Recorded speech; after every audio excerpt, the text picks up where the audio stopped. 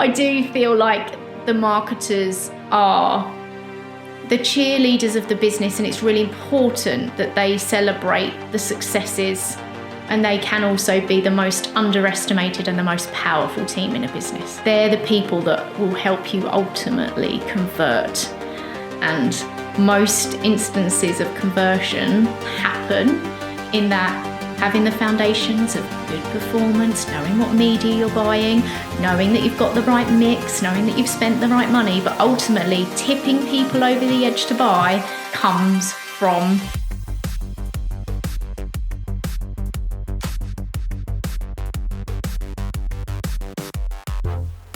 In this Sports and Outdoor Mentors episode, I chat with Laura Ball, Director of Marketing for Nikwax, a leader in PFAS-free clothing and gear systems. Laura shares her experiences of working with iconic global brands, including Nickelodeon and the Jamie Oliver Group. She discusses leveraging lessons learned from these highly competitive, fast-moving businesses to help bring the Nikwax brand to a broad global consumer base. If you want to learn the secrets of this impressive career transition, keep listening. And if you enjoy the episode, please take a moment to leave us a review. So, Laura, 18 years of professional marketing experience with a very, I would say, diverse group of companies or industries. Let's say, I mean, from collectibles with Panini, pretty much at the start of your career, to media and TV with Viacom and Nickelodeon, then food, restaurants, and very values-driven with Jamie Oliver Group, and now outdoor industry with Nikwax. So now I want to come back to all of those previous experiences because I'm sure they're super interesting. But how did you find yourself in the outdoor industry? Why the outdoor industry? Yeah, it's definitely an unconventional route, to the outdoor industry for sure. I think, to be honest, even further back than that, I started actually in a very unconventional place, which was at Panini doing content writing. So I actually just used to interview celebrities for a living, which in and of itself brings its own skills. But very much as I went into the marketing, it was more about performance marketing. So I started off at Panini, a lot of subscriptions marketing back in the day, where you try and get all of the people to buy the magazines and subscribe for a year, 6 months, and working across all the titles there. So it was very much about hitting those hard numbers. I moved quite quickly, I'd say, over to the digital agency, where I learned a huge amount about sort of the evolution of digital. I was very much in the heart of that with them. So it was sort of your websites, apps, online gaming, coming up with sort of site maps and selling in those propositions to clients. So it really sort of cut my teeth in terms of talking to people, selling in ideas, and also that evolution of digital at the time was quite unfamiliar and a little bit frightening for everybody. So I think trying to reassure people was a huge part of my role there as well, just selling in, reassuring, and also shadowing some quite incredible account managers and a business owner who had to apply a level of agility to sort of small to medium-sized business and apply that to quite big clients. So at the time, I think we had Chelsea Football Club, NSPCC, we had Tops Football. You had to apply different sort of approaches to each of those clients. And I learned a huge amount of how to deal with people from him in quite a calm way, negotiate with people, and just give them what they wanted. So I think agency was really important for me, just from a marketing perspective before I went back in-house. Then I kind of consider, in terms of sort of big companies, global multinational companies, Viacom to be sort of my big break. I remember getting it at age 25 and just being so in awe, arriving at the offices in London and being so incredibly overwhelmed, being asked to send a fax back in the day and not knowing how to do it and thinking, I don't know how to do that. Who do I ask? But quite quickly getting in the rhythm of the brand. Again, I got the job mostly because of my digital experience from the agency.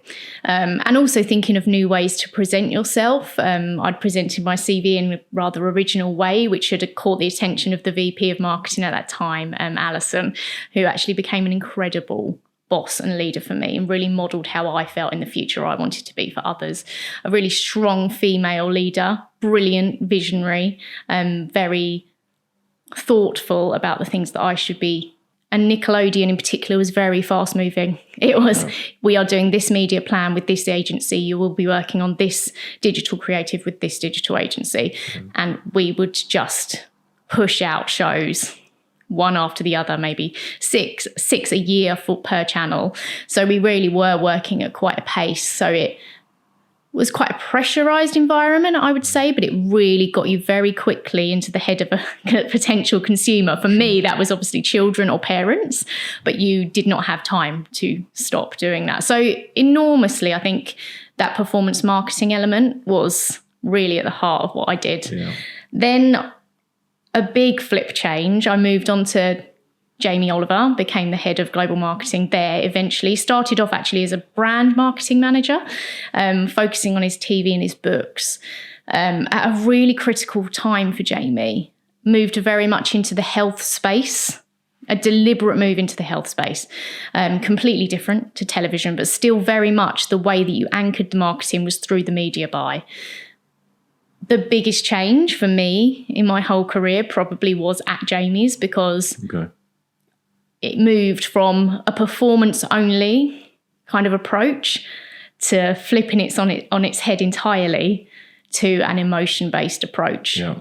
I will never forget, it was, from me, if I had one key takeout from Jamie Oliver, it would be start with heart. Start with the emotion that you want people to feel, or the pain they are feeling, and offer a solution, or help them find a path to get to what they need, how you want to sell it, or something. It's not always necessarily a product, and it wasn't always a product with Jamie. Yes, we had a TV show, but there were many other areas where we were talking about government rallying and health of children in the country, where it wasn't a physical product and it wasn't necessarily a service. It was more of a kind of rallying cry to move us forward as a society. The big change for me being from Jamie to Nikwax was I learned about purpose. Okay. And that really sung to me in terms at Jamie's. Yeah. And then I saw at Nikwax a similar thread of emotion connected to marketing. So I really felt like I developed hugely at Jamie's, and I wanted to continue that kind of purpose-driven marketing. And the outdoor industry had a huge amount to offer in that respect. So, for me, part of the attraction to Nikwax was we don't use forever plastics. We never have. Nick had started it on his own. It quite literally was Nick's wax. So it was very, we hadn't used aerosols. We'd been PFAS free. We'd won Sunday Times Best Green Companies. It was very closely connected to preserving nature for future generations. Yeah. Jamie's was, let's preserve our health to look after future generations. Yeah. And I just shifted over to let's look at what we make sure that we look after all that we have for our kids, grandkids, great-grandkids. So for me, although it seemed unconventional, actually, there was the big turning point was Jamie's. I'd moved from performance-based to purpose, emotion-driven marketing, but also I'd felt personally like there was more I could deliver than just solely statistics. I wanted to actually deliver a message that would benefit society in the future. Yeah. Now, the outdoor industry tends to be known as a little bit more conservative and not so fast moving. So how have you found that transition from pretty fast moving industries for something that's a little bit maybe more cautious and a little bit more slow in its evolution? Oh, that's quite interesting, because for Nikwax and Paramo, it's been slightly different. So we became employee owned not so long ago.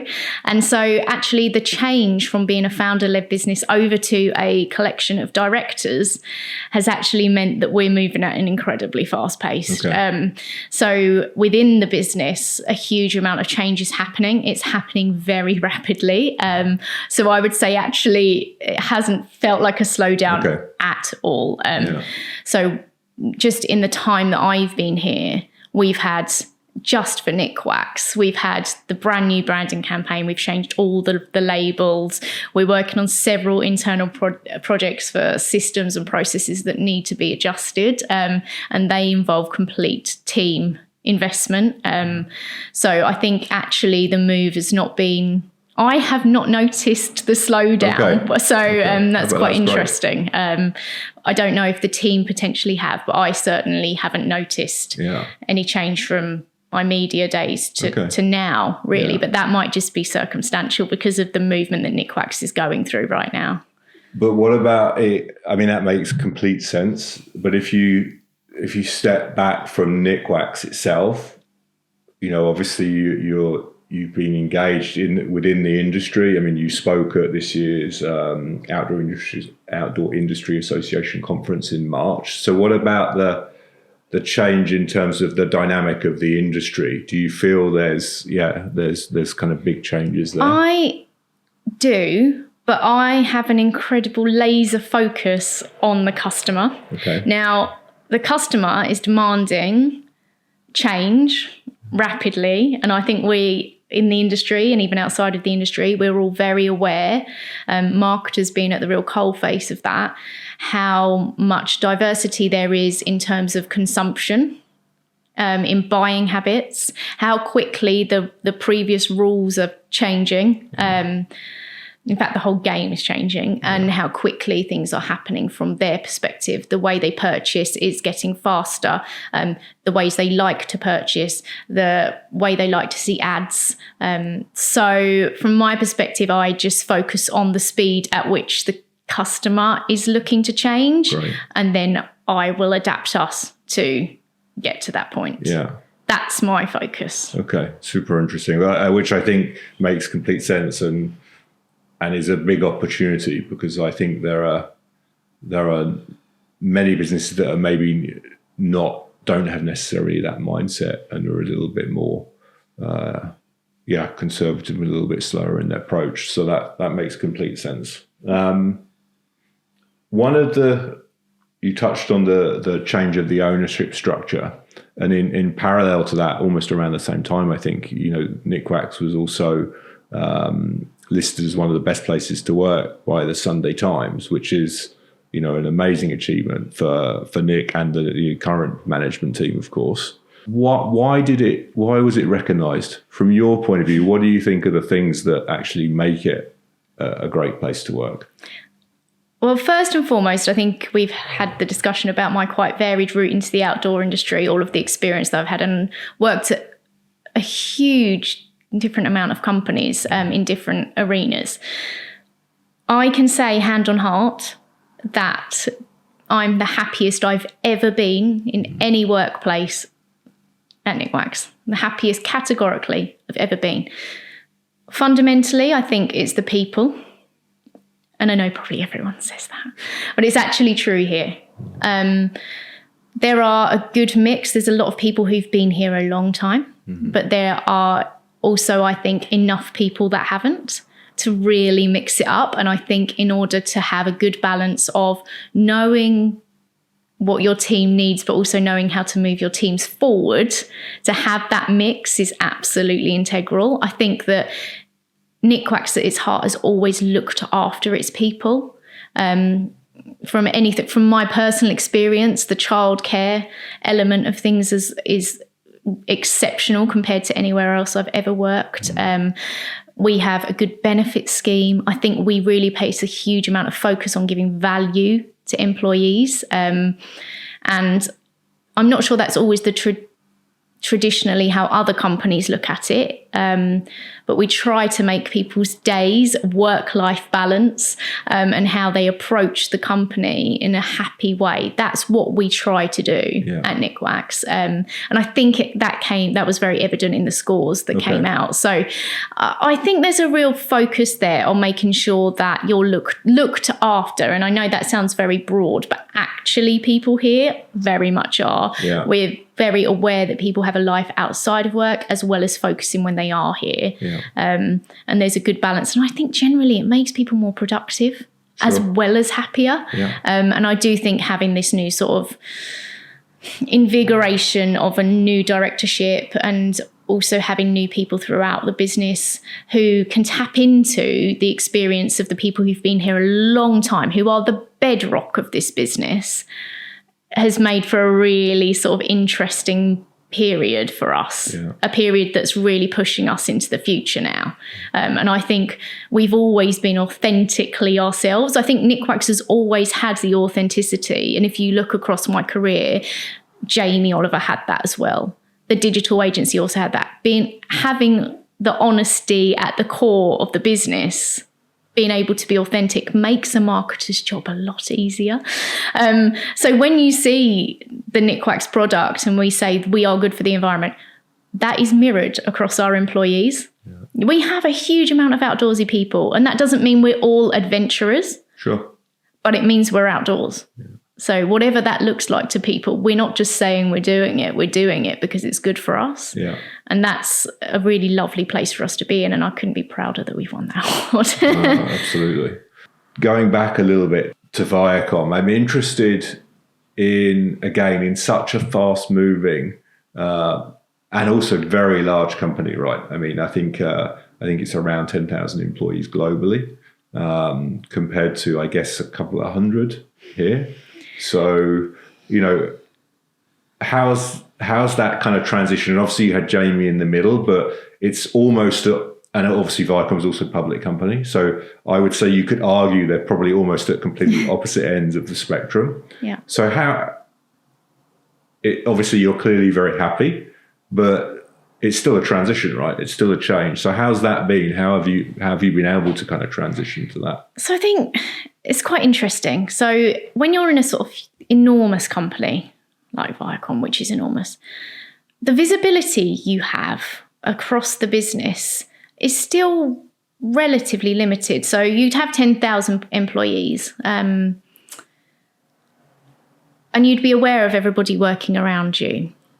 But you wouldn't necessarily have instant access to teams over in America or teams over in all of the various different global places that we had. Whereas I think here, I do have access to those people. We have offices here. We have offices in Poland, in the States, in Seattle, and we are in regular contact. So it feels like we are part of a bigger picture. I would say here, it feels like you make very meaningful change quite quickly. And I think that's a huge part of why I'm satisfied here. You're less of a sort of part of a sort of operation that's constantly going. That said, I wouldn't be sat here if it wasn't for Viacom, and I am very, very aware of that. If I had not had that experience, I don't think I would know what I knew now. So I do think it's a transition. I personally haven't found it a difficult transition. Okay. I think Jamie Oliver in the middle actually probably was the pivotal part. I went from one to the other, and that adapted as I went along. Yeah. So the size of the business has adapted as I've gone along, really. Yeah. I haven't found it enormously tricky. I think a team and a business as part of that team is the people that you sit with, speak to, interact with, and have common goals with. I would say that's not significantly changed, actually, between Viacom and here. Yeah. The immediacy of the people or the proximity of the people around me, the number of those hasn't actually changed. Yeah. You're just part of a bigger story at Viacom. Yeah. But you still work within a team that's probably about relatively the same size, achieving common goals within your area of the business. Sure. So it's not, I haven't noticed enormously that difference. Okay. Interesting. I think that's quite unusual. You must be very easy to adapt, I guess I would say, because I think it's such a big change. I think many people would find that quite challenging. Okay, that's really interesting. Why do you think that is? I mean, do you feel that you are somebody that's pretty easy to adapt to changing circumstances? Yes. Yeah. I think. Why? I again, I think it comes back to who you're serving and why you're sat in the seat you're in the position you're in. I think if you're in marketing, you should be able to adapt as the customer sees fit, whatever customer that is. Yeah. So if you're in a business that requires you to do something for that customer, you adapt to do that. If you are in a different industry and they require something else, you do that. Ultimately, the job is to deliver value and to sell. Yeah. So if you don't, I don't think you're truly a good marketer unless you're able to adapt to the people you're trying to serve. But I completely agree. But I think you make it sound very easy, and I'm not sure it is for everybody. But one that you talk about the consumer, and it's clear that you're very, as you to use your words, laser focused on your consumer. But of course, that consumer has changed throughout your career. So what about that? I mean, because one day, when you're at Nickelodeon, you're focused on, I guess, I don't know what age of child, but I guess a reasonably young a child, to now you're focused on certainly not a child anymore, a much older consumer, let's say, although probably an opportunity to bring that target age down a little bit more. But also very different needs and desires and wants from the type of product or service or whatever it might be that you are marketing. Mm. So what about that transition? I mean, have you found that in each change it's taken a period of time to kind of adapt to that and to really get into the head and really understand what that consumer is looking for? I put a huge amount of focus on research. Okay. So although previously in some of these questions, I've very much said we start with heart, that does not mean by it at all that we neglect performance here. Yeah. The performance element and understanding who that customer is, the statistics behind it, understanding exactly what they do, how they do it, how old they are, what activities they do. Yeah. I very much still have my eye on that. I have used that throughout my career. Yeah. I learned how to do it at Viacom. That probably actually, to your point, is one of the more significant changes. Very research heavy, had our own research department. Yeah. Had a huge amount of insight globally. You could essentially have as much detail or as much broad strokes as you wanted sure. there. Yeah. So it made you very, very focused on, because the win or loss in kids television was very nuanced and quite often challenged and quite often not much predefined values, etc., that you'd experience from an older consumer.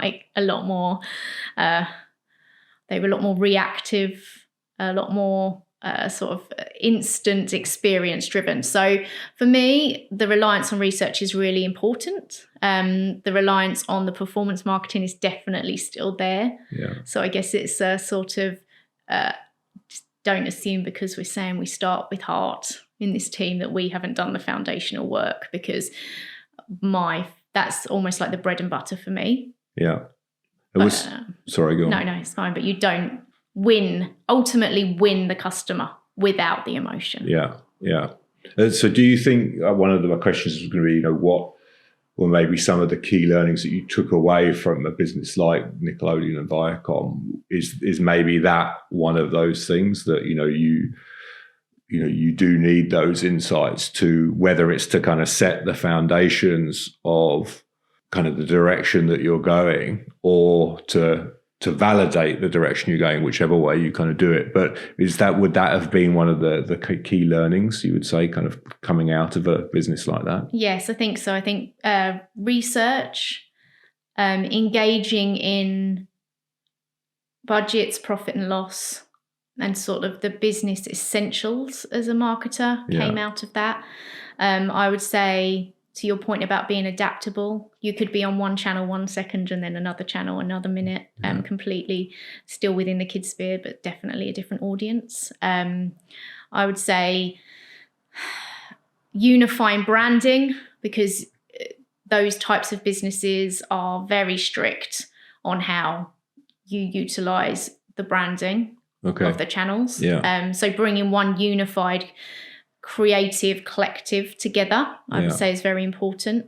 And also probably from my boss there, bringing together a team with passion and enthusiasm for a common goal was another part of Viacom that I think was absolutely fundamental. The love for what they did was enormous. And having the mindset of the customer, which sounds ridiculous because they were kids, but you had to have that kind of fun. You had to learn to associate with them. The fun, the impulsive, tap into your sort of inner child to be able to help sell through shows. It was an interesting time. And what is there any of those that come to mind, that any of those kind of learnings, key learnings come to mind that you think you've kind of somehow been able to implement that or certainly bring that and put that into use in your role today? Yeah, I mean, for most people probably listening to this, it probably sounds like a bit of a jump, but actually the simplification of messaging is the most important element of that for me. Being able to make the complex simple, that then you can build layers of complexity upon, is probably the basis of human understanding, and that's the key. So I'd say that's probably the biggest part, alongside transitioning into a leadership position. Modeling the behaviors that I've seen over the years, learning from those people, and some of them were exceptional. I've been so incredibly fortunate to have exceptional leaders throughout my career, and I think only now I'm in one myself, I realise just how brilliant they are. You know that when you sit down and you talk to your team and you think, what would so-and-so have done in this situation? And I'd learned something from every single one of them. The agency, John was very good at being agile. He was very good at making sure that we transferred our skills to the needs of clients. He was very empathetic. I think then I moved to Alison, who was the VP. She was very passionate. She was very good at building a team. She was very good at getting kind of followers to her vision, and also making sure that everyone in her team had those business basics, that she was thinking of us being leaders in the future. She wasn't thinking, I joined that business as a marketing executive, but she was building me to be a leader from that point, which I'll forever be thankful for. And then at Jamie Oliver, Jeremy was the CMO there, and the negotiation power of Jeremy was quite exceptional, learning to deal with lots of different people, different personalities, and how to communicate effectively internally to get buy-in to an idea, get everybody on the same page, give everyone strategic vision. So across that period, I've experienced a lot of brilliant leaders. And now I have Adam, who's the CEO of the group, who is nothing but encouraging. He gives me enough space to do my job, to have the autonomy, to make sure that we drive the business forward, but he's there if I need to lean on him. So I think I've been incredibly fortunate throughout my career to have all of those people, and without one of them, it wouldn't be the same story. Interesting. And have you worked in, obviously those, it sounds like those were all your direct line managers throughout, which is great that you've had, I would say, obviously very good ones, throughout the career. But in parallel, have you ever worked with mentors or coaches that have also supported you on the journey? So interestingly, no. So I have been a mentor myself. But I've never actually been a mentee. Why that is, I actually have no idea. I don't believe there was anything. Maybe. I mean, I was a mentor at Viacom, and I was a mentor at Jamie's, but I was never actually a mentee myself. That might be because I started in marketing fully in an agency.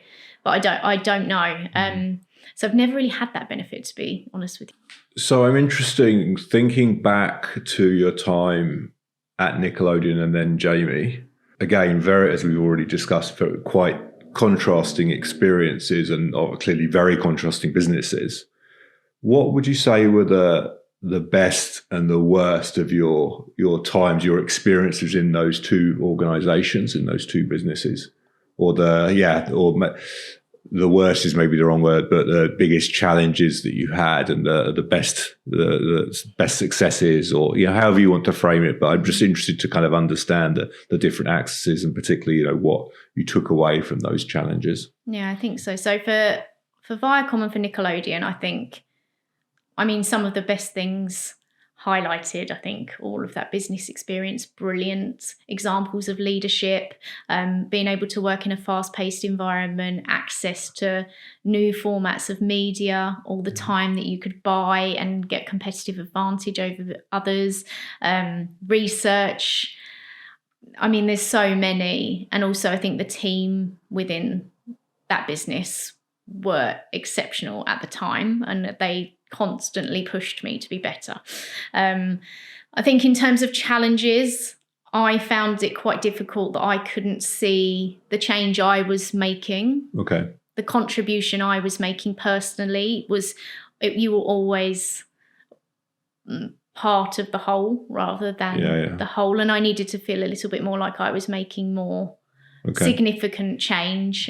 Maybe that's possible in a huge business, in more leadership positions. And I think, the growth of Viacom was very linear. You'd go into this role, then if you got to this level, you'd go to that role. And I found that quite challenging as well. I'm not saying that was wrong at all, but I'm not sure it was right for me, and I found that quite difficult. And then I saw that I could hop over to Jamie Oliver's, and there seemed like a lot more space and room for that autonomy and growth and affecting change, and that was really attractive. So Jamie's, that was exactly one of the appealing factors. I could affect change quite quickly. The conversations were quicker. The conversations were very creative led. So that was always very interesting. And a lot of the people from those teams have gone on to do very much their own things, their own broadcasts, their own. So I was working in a team of exceptional creatives as well as quite strategic marketers. So I felt like that was probably the best thing. Part of the reason I moved to Jamie's as well as the purpose piece was probably that. I felt like I was part of a movement. I was driving that change. Sometimes at Jamie Oliver, because he's just so brilliant, it felt like that change happened quite often. We would do a lot of things all at once, and his gut instinct was very, very strong, and almost frustrating to a point. So we'd do a plan, which is my natural inclination for anybody who knows me. I'd be like, right, this is the plan, and we'd go in and deliver the plan, and then Jamie would have some kind of exceptionally creative idea or something that would tap into the audience, and it would be the most frustrating thing in the world, because you'd go in, you'd be like, this is the plan. This is what we're going to do. Isn't it awesome? And Jamie would be like, yeah, but don't you think if we did this thing over here, it would be absolutely 10,000 times better? And you'd sit there thinking, yes. Yes, that is significantly better, but how frustrating, because I have my plan here. But I think that's where you'd find the humour in it. So yes, in part it was a downside, but you knew that what he was bringing to the table, if you could get that across the line, it would make what we were doing, whether that was campaigns, whether that was selling the TV globally, it was 10 times better than the plan you had sat in front of you. And sometimes you just need that person who's the light bulb moment. And he was the light bulb moment.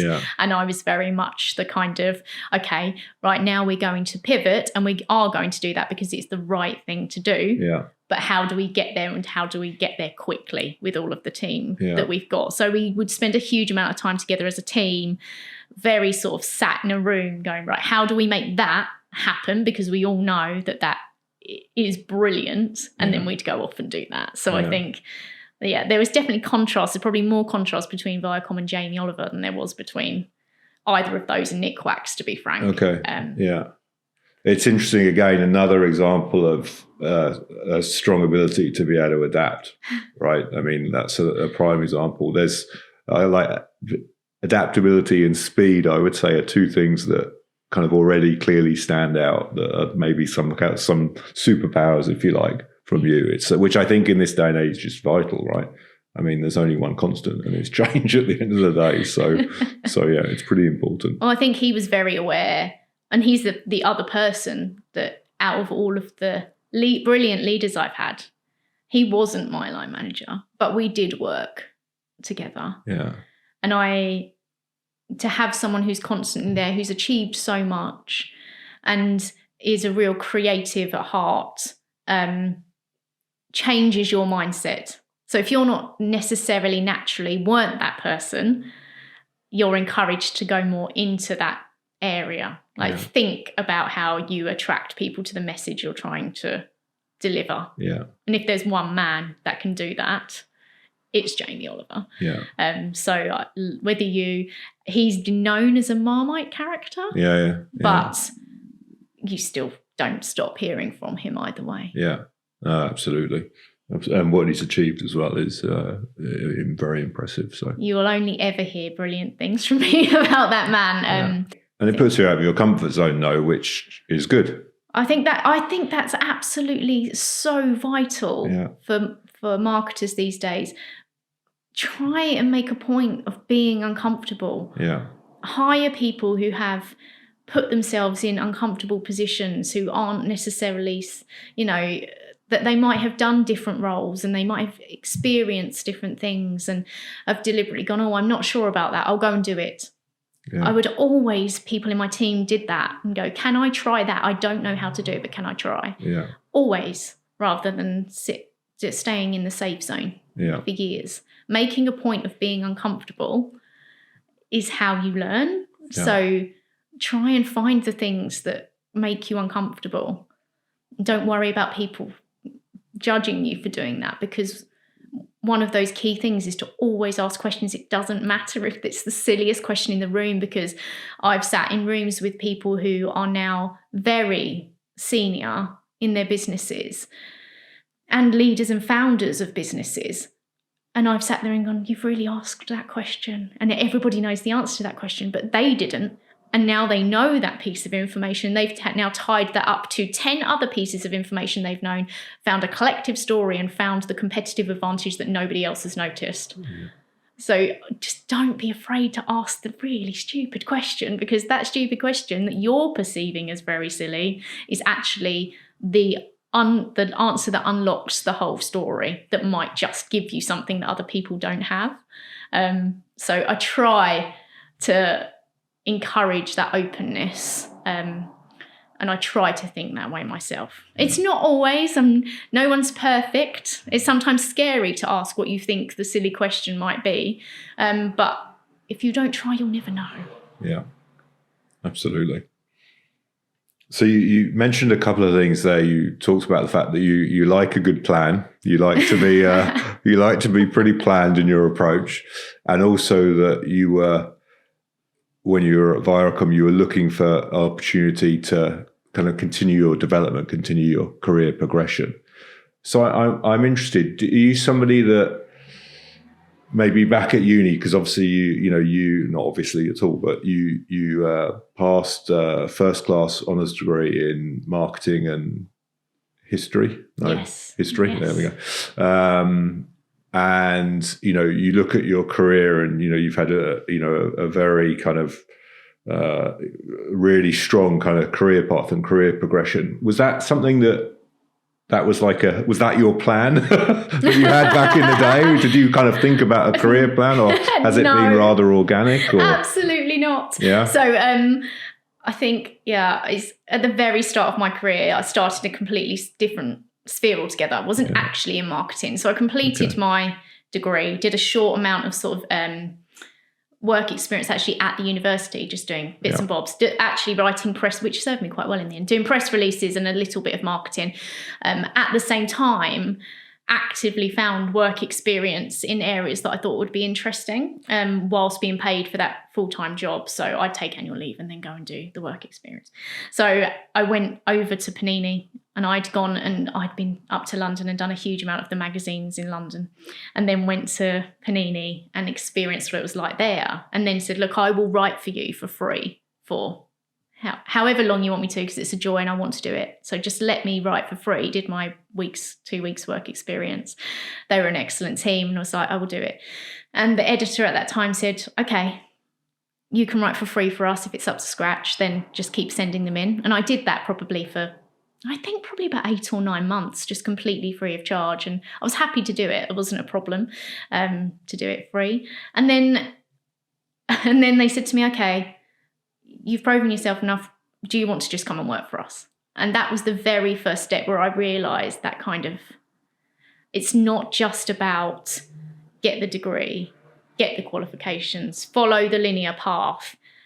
It was look for the opportunity, see where the gap is, find the gap, and go after the gap. Yeah. So, and try and fill that for someone. Yeah. Fill what's needed and skill set. So find the skill set you need, develop it, and find where you need to go. And I went in through that untraditional route into writing. Did that for a while, then moved over into marketing, into the marketing team, because they had an opening there. And thought, actually, this is where I need to be. This is where my experience is. I see myself growing. I've never had a plan, say, this is my 5-year plan, this is my 10-year plan, this is where I'm heading. Never. Okay. I've gone, okay, where is interesting that I would love to work, that seems like it has a really interesting ethos, exciting, where I could develop into areas that I don't know or understand. And what does that look like for me? So I've always chased the interesting. Yeah. And gone, right, I'll go after that, because that looks like there's a gap there that's not being filled, where I could bring a skill set that would move that forward. So I've always chased those kind of opportunities. Yeah. Okay. So it's almost ambition in a sense of to continue your own personal development and kind of finding those new opportunities to continue learning, essentially. It's always the new opportunities that I think are interesting, I would move into. Yeah. And I mean, I was at James for about, I think, six or 7 years, and I was at Viacom for about 4, I think. So there for a while. I think it's just making sure that you're continuously learning. Yeah. And I like the exposure to different industries, and I think that's served me well. Yeah, now I'm at Nikwax. Sure. Actually, what's interesting to me is more about learning about being a part of that directorship and how everyone is applying their own skills to the different areas that I do not know about. I do not profess to know about every area that everyone covers, and don't at this point need to in my career. But I find that very interesting, because I will see, the COO doing something that is completely out of my comfort zone, but want to know more about that. So it's just finding the time as you get more into leadership.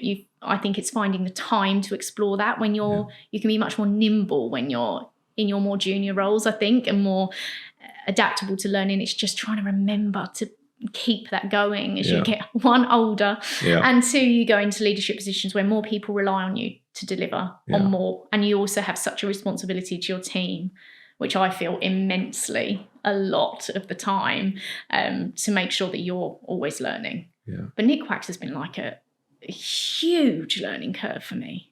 Okay. Enormous, absolutely enormous, as an industry, as to how we approach things, about how we market things and why we do that. Yeah. And where the scope is for growth for us. So what's been the biggest surprise then in that learning curve? That Nikwax has all the foundations. What I love about some of the business that I've worked, particularly this one and the previous, is that they have all of the core components. They have the authenticity of the brand. They're doing all the good stuff, right? They're doing all of the good stuff that people would love to hear about. It's how can I supercharge what's already there?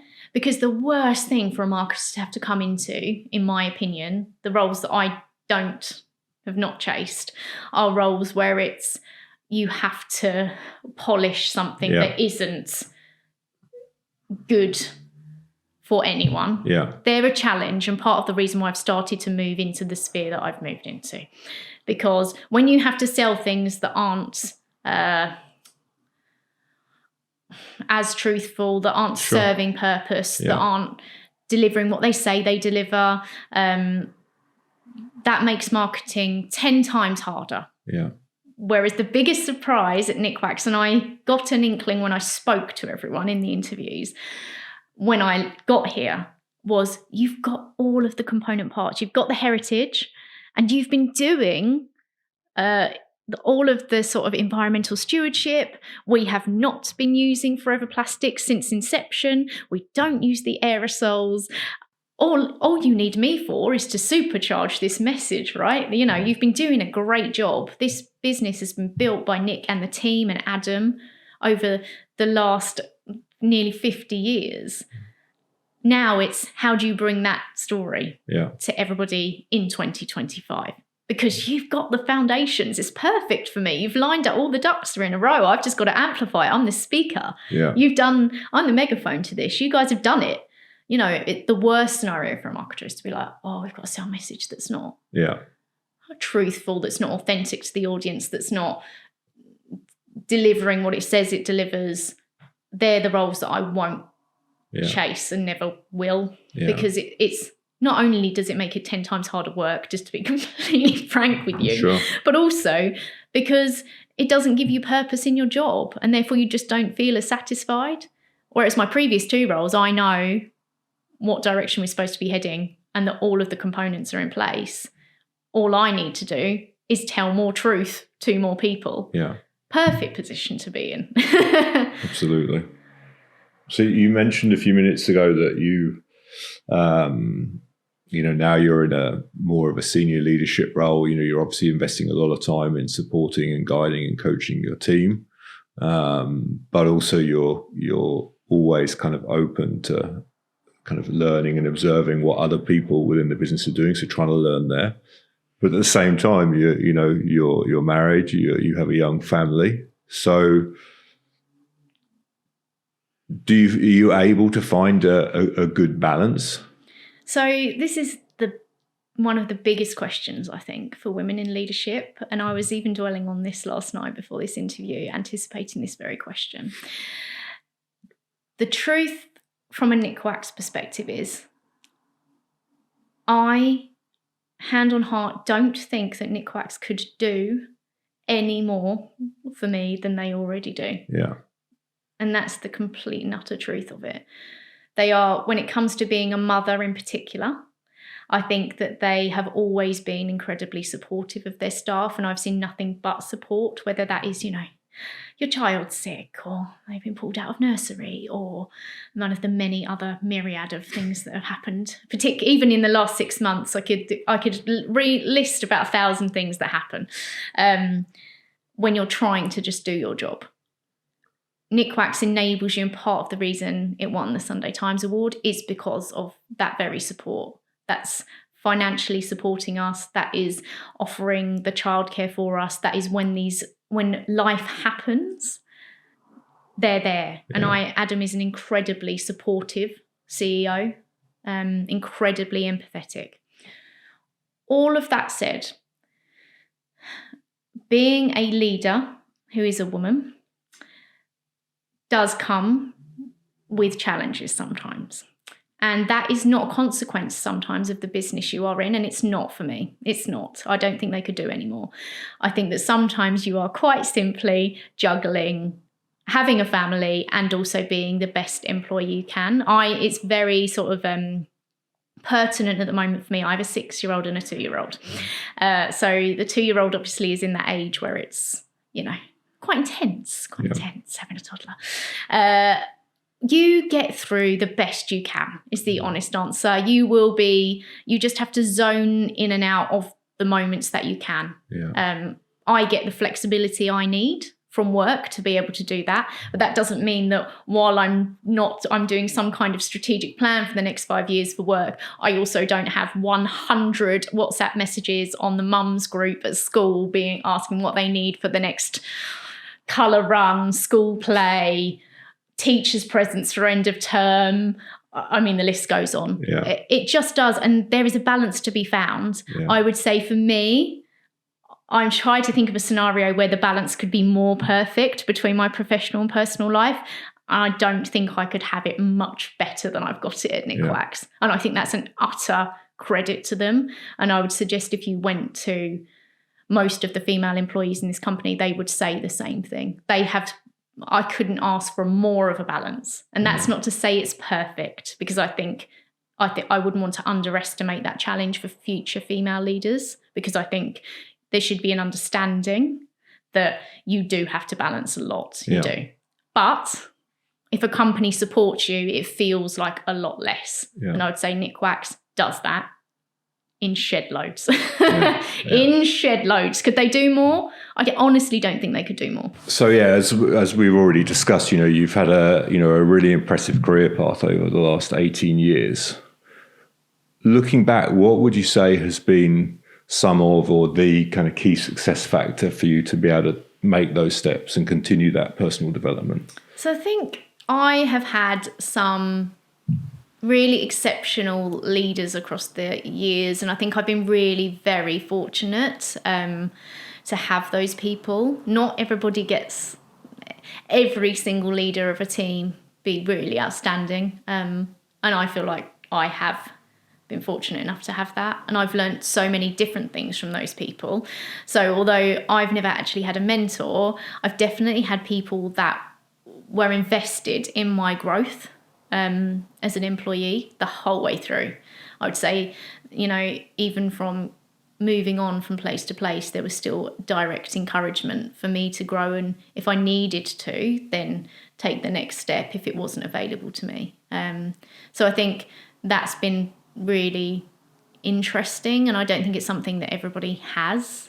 So I have been very lucky. It's been also, I think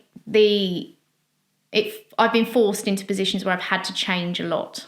So I've sought things that are interesting, which has then meant I've had to adapt and change my skill set accordingly, and use some of the knowledge from previous jobs, but also then adapt to whatever industry I'm in.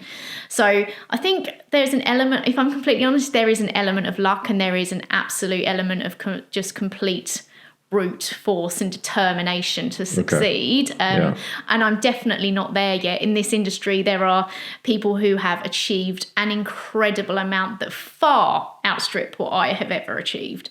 And I'm very aware of that, but also that's quite the incentive to know that I'm not done yet. Not done yet. As a leader of a team, what do you consider to be your most important task? I think bringing everyone together under a common purpose, but that common purpose to be underpinned by passion or joy or any number of positively focused emotions that will keep people moving in the direction to get to where we need to. It's also one of the hardest tasks I find as a leader, because if you've got a fairly large team, keeping everybody on that page is difficult. And I don't sit here today professing that I've managed to achieve that in every role I've ever had, even now.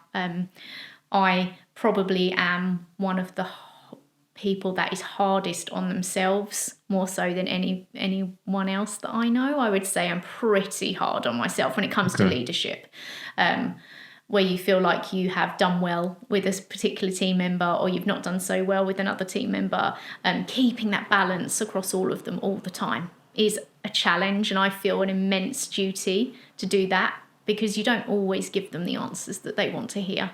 You have to give them the answers that you think is going to make them grow, and you also have to arm everyone to become better at what they do than you were when you were in that position, or the team members that you previously worked with. It's driving people to be the best that you're able to. And sometimes that comes with challenging conversations, and sometimes that comes with encouragement and understanding everyone's personalities and adapting to that all the time. It's a big step for any leader. And I think that's the other element, is to have that level of humility to understand, well, hope that people are better than you, because that will help you be better. But also to make sure that they remain focused on what that common goal is and why we're doing it and why it's important and how it's going to move us forward, and that it will make a difference internally to how people feel about our brand as well as externally to customers. And I try and focus our efforts a lot on that. I mean, you can go and ask them, they're just next door, if you want to see if I'm having any luck whatsoever with that challenge. But I do feel like the marketers are the cheerleaders of the business, and it's really important that they celebrate the successes, and they can also be the most underestimated and the most powerful team in a business, because they're the people that will help you ultimately convert. And most instances of conversion, from my experience, happen in that having the foundations of good performance, knowing what media you're buying, knowing that you've got the right mix, knowing that you've spent the right money, but ultimately tipping people over the edge to buy comes from driving that emotion into purchase. So you've been here now for 4 years, but looking ahead, and you've been in the outdoor industry now for 4 years, but looking ahead to the next 4 years, what do you think is the biggest challenge as an industry that we're going to potentially face? I mean, I think there's an awareness within the industry that there are quite a few challenges. I mean, there's so much change at the moment. Supply change, the global economy, the political situation, the fast development of e-commerce. I mean, the list goes on and on and on and on. And sometimes I'd imagine it can feel quite challenging to those in senior leadership positions. I've said in this interview several times, I try very hard to retain the focus on the person that's buying. So yes, there are challenges. Yes, there will be impacts on how much people are able to spend. So if I can retain that focus for the next 5 years and adapt us to meet those challenges in a way that works for them, that's what I will be doing. I'll be looking at new ways to sell through. And as I've said, Nikwax has got a very authentic product. You buy a Nikwax product for your £5 in this country, you reproof a jacket of any kind, it will make that jacket last longer, right? It's given me a really simple task. Let's ramp up the messaging. And ramp it up we will. So I think it'll be a case of how do we really improve those communications. That's where the marketing team can support. If you can give future leaders of the industry 3 pieces of advice, or future marketing leaders, somebody that's like you were, 18, 15 years ago, let's say, what advice would you give them on their journey, at the start of their journey? Oh, okay. From a female leader perspective, you will hear the word no in either directly as a no, or you will hear no in many other different formats other than no. Not now, no. Potentially we could do that, but maybe we should try this. Have the conviction of your own thoughts using your experience backed up with research, statistics, external validation from other women in leadership positions to prove your point and to get the no to be a yes. That's number one. Because to me, no in business means not now, but yes later. So just find the position that gets you to the yes. And sometimes it really, truly will be a no. But I would say in my experience and with the people that I've worked with, 75% of the time, those no's are actually really yeses in the future. Okay. Just find enough case studies, statistics, research to prove the point you're making. And you may well have to go the extra mile, and that is a pain, and it's something that needs to change. But for now, I would say keep at it. That would be my number one. Okay. No's are not, in business, no's are not always no's. Yeah.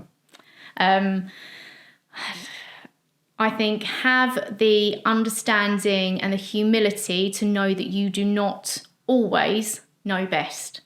And don't take it personally when your team say to you, that's not the way to do it. In fact, if they have the knowledge to back it up, identify them as people that are your leaders of the future. Because they've been brave enough to come to you and say, I think this is not the best way and we could do this better. So listen and have the humility to know that you don't always know everything and you're not the best at everything. But just accept that, build a good team around you that has a broad enough knowledge base. And then I guess finally, what would be my final tip? Just look for things that you care about. And don't let anyone underestimate the power of caring. Because I think we're moving into a space that I'm not sure everybody's aware of, but I feel quite immensely, having worked in the businesses I've worked in, that caring and emotions are starting to prevail in terms of purchase behaviour, because we've got to a point where performance is driving, it's putting us all on a more even keel. So then what is the differentiator? Because if we're all doing the same thing and we're all performing on these metrics and we're talking 0.0005 difference in some of these statistics, what actually is the difference between you and another brand? As a leader, it's your responsibility to find what that is. And that will be so much more challenging for some than others. I think I've got it relatively easy because we've been doing it forever. And I think some other people will find that more difficult. So thank you to Nikwax and Nick and Adam for giving me a product that makes this easier. But I do think that you need to find your authenticity as a leader. And that means the way you lead people, the brand you're leading, and what message you're sending out. Those would probably be my top three. So this is a slightly awkward question to ask somebody that is still,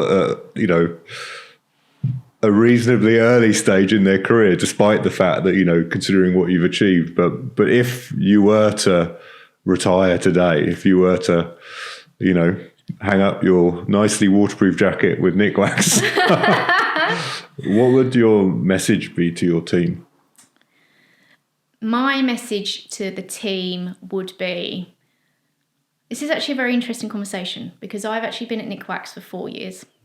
One of those years, I was on maternity leave, having my second child. So I've actually not retired, but I had to have this very conversation with my team for a momentary pause in my career. And I said to them that I am immensely proud of what they have achieved so far. And I would echo that now. Immensely proud of them. I think they're absolutely heading in the right direction. I can see development happening. I think that they're pushing proactively forward. I would say keep going. I'd give them all those leadership tips I've just given you, particularly the women. And I would say here's a strategic plan for the next 5 to 10 years, just in case you need it. You don't have to have it, but here it is just in case you need it, because I would never want to leave them in the lurch. So I think that's probably what I would say. However, I think I'm a very long way from retirement and a very long way from that very discussion. Absolutely. So hopefully we've got a little while yet. Yeah, fingers crossed. I'm sure.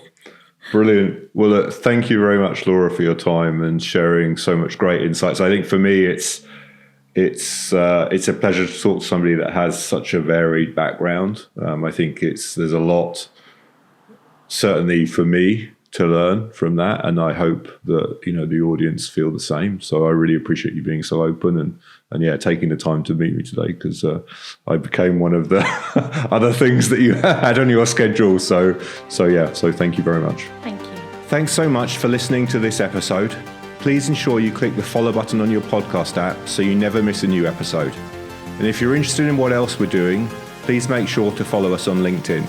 I'm Dan Trapp, and you've been listening to Sports and Outdoor Mentors.